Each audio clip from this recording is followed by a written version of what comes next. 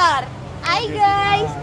Nah, jadi tuh kita kan bentar lagi mau UTS Komunikasi Lintas Budaya. Iya. Aku tuh udah baca buku-bukunya dan aku tuh baru paham satu bukunya, yaitu buku A First Look at Communication Theory. Oh. Nah, itu kan bukunya kayak tebel banget, banyak Iya, banget iya, kan. banyak banget sih itu. Terus 500 aku tuh- halaman deh kalau nggak salah. Betul. Aku udah paham tapi aku jelasin dikit deh ke kalian kali ya.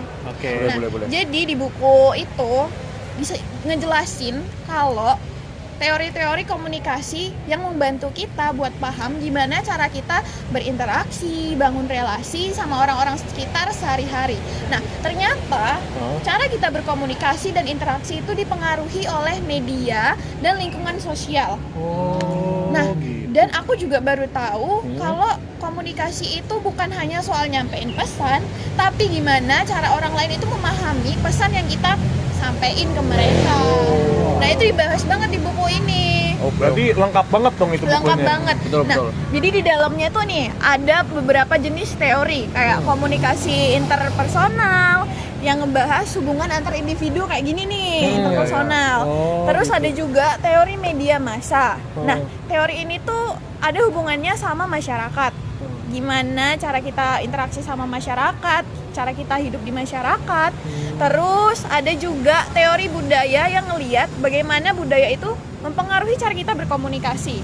Kayak misalkannya nih, aku kan dari Kalimantan, terus kalian dari Pulau Jawa. Awal-awal dulu kita kayak beda nggak sih cara komunikasi? Iya, Bener kan? benar. Nah gitu. Banyak bahasa ya. Betul. Nah, contohnya tuh ada juga kayak agenda setting theory yang menjelaskan kalau media itu dapat menentukan apa aja yang dianggap penting oleh masyarakat. Karena kan masyarakat luas ya, dan mereka pasti punya persepsinya sendiri. Nah, Sepakat. dan secara keseluruhan buku ini nih ngebantu banget pembaca gimana kita berkomunikasi dalam kehidupan sehari-hari. Contoh sederhananya tuh kayak ya gimana cara kita belajar di kelas aja. Kalian juga ngerasa kan kalau cara kita beda-beda kan. Iya, Ada yang harus sambil nulis, ada yang harus dengerin. ngomong. Betul, nah itu. Oh iya, aku baru ingat kemarin aku juga baca salah satu buku yang komunikasi lintas budaya. Cuman di dalam buku itu ada 5 teori yang membahas di komunikasi lintas budaya. Banyak ya? Lumayan. Apa Nah, aja yang tuh? pertama itu teori kecemasan. Nah, teori kecemasan itu bagaimana individu itu individu mengelola kecemasan dan ketidakpastian agar komunikasinya menjadi efektif. Nah, terus yang kedua itu teori negosiasi wajah.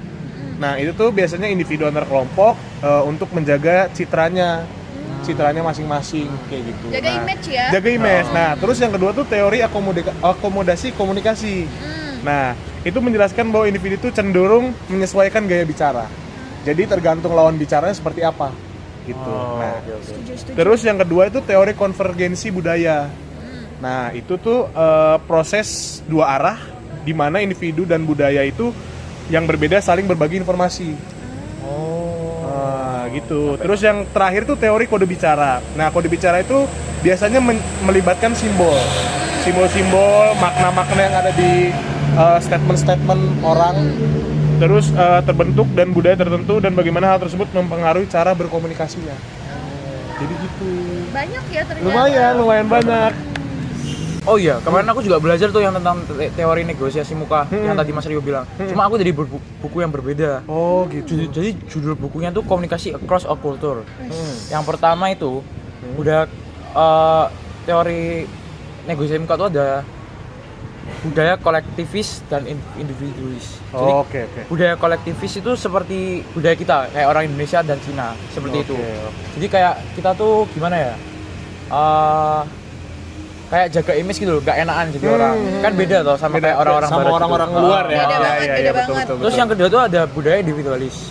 Jadi individualis itu kayak orang-orang luar gitu, kayak orang-orang luar. Jadi dia kayak mau ingin jadi dirinya sendiri gitu loh. Oh. Jadi dia pengen jadi dirinya sendiri. Gak Oh, kayak oke. kayak kita kan tetap jaga image kan. Jaga teman. image, ya. Betul. Terus yang kedua tuh ada gaya komunikasi dan konflik. Yang pertama tuh ada high context. Jadi Oke. cenderung tidak langsung lebih suka setuju daripada berkonfrontasi untuk menjaga muka. Jadi itu kayak kita lebih gimana ya? Kayak lebih sepakat gitu loh. Sepakat. Terus ada low context. Jadi low context itu cenderung menggunakan gaya langsung dan langsung to the point. Jadi kayak misalnya negur nih, Mas besok jangan telat ya gitu, kayak gitu. Berarti langsung to the point Nah, gitu langsung ya. to the point, jadi langsung to the point. Nggak pakai basa-basi Iya, nanti. nggak basa-basi. Langsung. Oke. Oke. Jadi komunikasi itu bukan cuma berbicara, tetapi memahami orang lain dan juga budayanya. Lalu dengan kita memahami teori komunikasi dan perbedaan budaya, kita bisa menjadi komunikator yang lebih empati dan juga kita bisa menghindari kesalahpahaman akibat budaya-budaya yang berbeda. Oke, ngerti. Sekian dari kelompok kami. Terima kasih.